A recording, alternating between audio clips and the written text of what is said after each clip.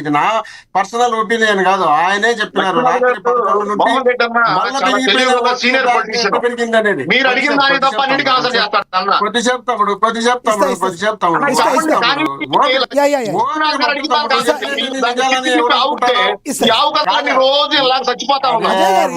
ఇదే కదా నీకు నాకున్న సమస్య. ఇప్పుడు నువ్వు చెప్పినట్టు నిజాలని ఎవడు అనుకోలే, నువ్వు అనుకుంటే ఎట్లా నిజాలని. కాబట్టి ఆగు కొద్దిసేపు, తర్వాత చెప్తూలే, నేనే వద్దలేదే, చెప్తూలే. ఎవరు తన్నారు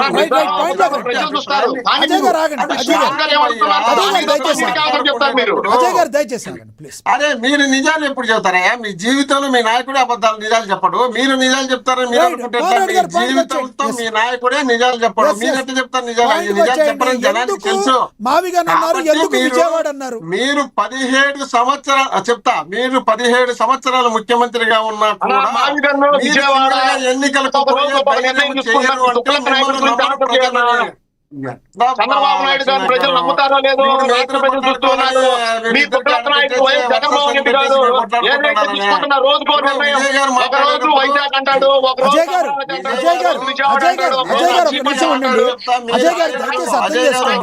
అజయ్ గారు ఇందాక మీరు మాట్లాడినప్పుడు మోహన్ రెడ్డి గారు పాయింట్ నోట్ చేసుకున్నారు కానీ మిమ్మల్ని డిస్టర్బ్ చేయలేదు కదా. అజయ్ గారు ఒక హుందాగా ఇప్పుడు ఆయన ఆరోపించారు, ఆయన ఆరోపణని మీరు ఖండించండి మీ టైం వచ్చినప్పుడు. మీరు మాట్లాడినప్పుడు ఆయన ఏమీ మాట్లాడలేదు, దయచేసి అర్థం చేసుకోండి. మీకు నచ్చని పాయింట్ని నోట్ చేసుకోండి, మీ టైం వచ్చినప్పుడు మీరు ఖండించి మాట్లాడినవ్వండి. దయచేసి ఆయన మాట్లాడితే ఆయన టైం అయిపోద్ది, 2 గెస్టులు ఉన్నారు ఇంకా, ప్లీజ్ అర్థం చేసుకోండి. మోహన్ రెడ్డి గారు ప్లీజ్ పాయింట్కి వచ్చాడు.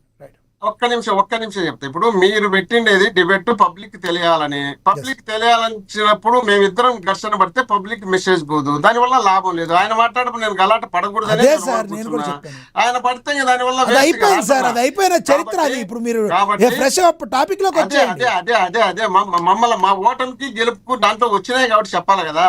కాబట్టి మీరు 17 సంవత్సరాలు ముఖ్యమంత్రిగా పనిచేసినా కూడా మిమ్మల్ని నమ్మరనే కాబట్టి మీరు కొత్త వాళ్ళని తీసుకొచ్చి ఒకసారి పవన్ కళ్యాణ్ గారిని, ఒకసారి నరేంద్ర మోడీ గారిని, ఇంకోసారి కాంగ్రెస్ ను, ఇంకోసారి కమ్యూనిస్ట్ ను, ఇట్లా ఎవరినంటే వాళ్ళని తీసుకొచ్చి గెలుస్తారు తప్ప మీరు సింగిల్ గా ఇప్పుడు గెలిచారు, రేపు గెలిచారు. చంద్రబాబు నాయుడు గారి జీవితం కూడా పోటీ చేసి గెలిచారు.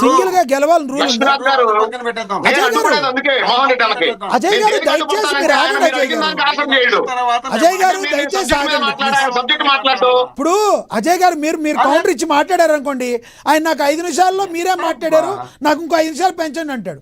దయచేసి మీరు ఆగండి, ఆయన మాట్లాడాక మీరు మాట్లాడండి. దయచేసి మీరు అర్థం చేసుకోండి, మీరు పాయింట్ నోట్ చేసుకోండి. సార్ ఒక్కటి చెప్పండి మోహన్ రెడ్డి గారు, మీరు డైరెక్ట్గా పాయింట్కి రండి. ఎందుకు జగన్మోహన్ రెడ్డి గారు ఇన్ని మాటలు మాట్లాడతారు? మీరే 3 రాజధానులు అన్నారు, మీరే వైజాగ్ అన్నారు, మీరే మావిగాన్ అన్నారు, మీరే విజయవాడ అంటున్నారు. అసలు రాజధాని ముందుకు వెళ్ళినవరా మీరు? ఇప్పుడు వాళ్ళు ఎవరు మాట్లాడినా పర్వాలే, లేదు విశ్లేషకులు మాట్లాడినా అది ఒక టైపు. ఎందుకంటే ఆయన ఇరుపక్కల మాట్లాడాలని బాధ్యత కాబట్టి మీరు ఆ టైపులో మాట్లాడడం కాదు కదా. మీరు అర్థం చేసుకోవాలి. ఏంది అర్థం చేసుకోవాలా? జగన్మోహన్ రెడ్డి గారు 3 రాజధానులు అనడానికి కారణం ఒకటి ఉంది, అది మనం గమనించాలా. ఎందుకు చెప్పాల్సి వచ్చిందంటే 5 సంవత్సరాల అవకాశం ఇచ్చినప్పుడు, కేంద్రం వీళ్ళకి సపోర్ట్ ఉన్నప్పుడు, కేంద్రం వీళ్ళు కలిసి ఢిల్లీని తలతన్నే రాజధాని కట్టిస్తామని చెప్పి స్వయంగా నరేంద్ర మోడీ గారు చెప్పినప్పుడు, అలాంటి సందర్భం ఉన్నప్పుడు ఇక్కడ శంకుస్థాపన ప్రతిపక్ష నాయకుడిని కూడా పిలుచకుండా శంకుస్థాపన చేసినప్పుడు, ఆ శంకుస్థాపనకు ఢిల్లీ నుండి వచ్చినటువంటి నరేంద్ర మోడీ గారు ఒక చెమ్ముడు నీళ్లు పిరికెడు మట్టి తెచ్చి మన ముఖాన కొట్టిపోయినప్పుడు, తర్వాత పక్కనున్న రాష్ట్రానికి ఉన్న ముఖ్యమంత్రిగా ఉన్న కేసీఆర్ గారే ఆయన ఏదైనా ప్రకటిస్తే నేను ఒక 1000 కోట్లు ఇస్తామని చెప్పాలనుకున్నాను, కానీ ఒక ప్రధానమంత్రి ఇవ్వకపోతే నేనేమి ఇస్తానని చెప్పి ఆయన చెప్పినప్పుడు, ఈయన ఆ టాలెంట్ ఉండి రాబట్టుకోలేనప్పుడు, చంద్రబాబు నాయుడు గారు రాబట్టుకోలేనప్పుడు, ఈ రాష్ట్రానికి మనము రాజధాని కట్టించే పరిస్థితి ఇప్పుడు మనతో కాదు. ఇదే స్వయంగా చంద్రబాబు నాయుడు గారు రాష్ట్ర విభజన జరిగేటప్పుడు 4 లక్షల కోట్లు కావాల్సి వచ్చింది రాజధాని కట్టాలంటేనే. ఆయన మోహన్ రెడ్డి గారు దయచేసి టైం అంతా కిల్ చేయమాకండి, మీరు జరిగిన సమయాన్ని మొత్తాన్ని చెప్పుకొస్తున్నారు. అసలు విషయాన్ని చెప్పండి. మీ నోటితో మీరు మావిగాన్ అన్నారు, మీ నోటితో మీరు విజయవాడ అన్నారు, ఈ రెండు చెప్పండి. మీరు పాత వదిలేయండి. మోహన్ రెడ్డి గారు మీరు పాత వైజాగ్ వరకు వదిలేయండి, వైజాగ్ వరకు వదిలేండి. నిన్న మావిగాన్ అన్నారు, ఈ రోజు విజయవాడ అన్నారు. మా మూడు రాజధానులు అన్నారు, విజయవాడ అన్నారు, చెప్పాలి కదా. దానికే విశ్లేషించి చెప్తే అర్థమవుతుంది కదా. నేను ఏమంటున్నానంటే, మీరు నాకు ఎక్కువ ఇచ్చిన అంటే రెండోసారి ఇవ్వకుండా నేను డ్రాప్ అవుతాను, నాకేం ఇబ్బంది లేదు. ఈ ఇచ్చేది ఏదో ఓపెన్ గా నేను చెప్పినంత వరకు కొంచెం ఓపిక పట్టండి అంటున్నా. ఆ టైం వచ్చినప్పుడు వీళ్ళు రాజధాని కట్టలేనప్పుడు, రాజధాని కట్టే పరిస్థితి మనం లేదు, 4 లక్షల కోట్లు మనతో కాదు అని చెప్పి జగన్మోహన్ రెడ్డి గారు నిర్ణయించుకున్నప్పుడు, ఇలాగే వదిలిపెడితే మన రాష్ట్రానికి రావాల్సినటువంటి నిధులు కానీ రాష్ట్రానికి రావాల్సినటువంటి ఆదాయాలు కానీ ఇబ్బందికరమైనటువంటి పరిస్థితి వస్తుంది. ఒక మంచి సిటీని ఎంచుకొని ఆ సిటీ ద్వారా ఇప్పుడు ఆల్రెడీ ఏది శాసన రాజధాని ఉంది అమరావతిలో, దీనే మనం తీసేలా. దీన్ని తీసేయకుండా విశాఖపట్నం బ్రహ్మాండమైనటువంటి నోటెడ్ అయిన సిటీ ఇది. ఈ సిటీని డెవలప్ కొద్ది వరకు, డెవలప్ అంటే లక్షల కోట్లు ఖర్చు పెట్టాల్సిన అవసరం లే, ఏదో 10,000 కోట్లు 20,000 కోట్లు పెడితే ఇది బ్రహ్మాండమైన సిటీ లాగా అవుతుంది. ఇక్కడ ఇది డెవలప్. మోహన్ రెడ్డి గారు నిన్న ఒక ప్రెస్ సోదరుడు ఒక మాట వినాలి మీరు, ఒక మాట. ప్రెస్ సోదరుడు వైజాగ్ గురించి ఏంటి సార్ మీరు ఏమీ మాట్లాడరంటే జగన్మోహన్ రెడ్డి గారు సమాధానం చెప్పుకొని వెళ్ళిపోయారు. అంటే ఓకే వైజాగ్ మళ్ళీ పోయింది అనుకుందాం ఆయన దృష్టిలో. మావిగా నన్ను మాట్లాడిన జగన్మోహన్ రెడ్డి గారు మళ్ళీ విజయవాడే ఉండాలని అంటాం అర్థం ఏంటి? ప్రజల్ని కన్ఫ్యూజ్ చేద్దాం అనుకుంటున్నారా? జగన్మోహన్ రెడ్డి గారే కన్ఫ్యూజన్లో ఉన్నారా? సూతిగా సుత్తి లేకుండా నేను అడిగిన పాయింట్కి చెప్పండి దయచేసి. నేను అడిగిన అజయ్ గారికి అంటే ఓపిక లేదు, అజయ్కి ఓపిక లేదు, మీకు ఓపిక లేకపోతే సార్ ప్రజలకు ఓపిక లేదు సార్. ఇక్కడ అజయో మీరు ప్రజలు విసిగిపోయారు సార్. ఎప్పటికి సార్ మనకి రాజధాని వచ్చేది? అధికార ప్రతిపక్షాలన్నీ కలగలిపి ప్రజల వైపు పోరాడాలి సార్. కొంచెం వినాలి మోహన్ రెడ్డి గారు, మీరు విసిగిపోతున్నారు తప్ప ప్రజల వాయిస్ ప్రజలు విసిగిపోలేదు. ప్రజలు శబాష్ జగన్ అంటున్నారు, మీకు అది అర్థం కాలే. వినండి, ఇప్పుడు రోజుకో రాజధాని పేరు చెప్తే రాష్ట్ర ప్రజలు జగన్మోహన్ రెడ్డి గారిని శబాష్ అంటూ ఉన్నారు, నవ్వుకుంటా ఉన్నారు. మీరు ఇద్దరే కాదు సార్, ఇంకా ఇద్దరు ఉన్నారు. అజయ్ గారు మీరు మాట్లాడితే మళ్ళీ ఆయన మాట్లాడతారు. కాసేపు మ్యూట్ లో పెట్టండి అజయ్ గారు. ఆయన మాట్లాడిన కాసేపు అజయ్ గారు మ్యూట్ లో పెట్టండి. వదిలిపెడితే కాసేపు పెట్టండి. వదిలిపెడితే ఆయన నేను మాట్లాడినా ప్రతిసారి అడ్డే పెడతా, అది లాభం లేదు కదా, మీకు డిబేట్ వేస్ట్ అవుతుంది. కాబట్టి అక్కడ ఆ రాజధాని కట్టలేని పరిస్థితి ఉంది కాబట్టి మనం అది 3 పెడదామనే ఆలోచన వచ్చింది కాబట్టి ఒక బ్రహ్మాండమైనటువంటి రాజధాని హెడ్ క్వార్టర్ లో ఒక్క నిమిషం ఋషికొండ దగ్గర 300 కోట్లతో పెడితే ఆయన మాట్లాడేప్పుడు నిజం మాట్లాడా జగన్ గారు, ఆయన భార్య భారతి గారి కంటే ఇప్పుడు వాళ్ళే ఉండరాడా? మన ఇంకితగానే ఉండాలి కదా, వాళ్ళే ఉండాలి. ఇప్పుడు నేను అడిగిన దానికి సమాధానం చెప్పరు కదా మీరు. చెప్పుతా సార్, మీకు ఓపిక ఉండాలి అంటున్నా.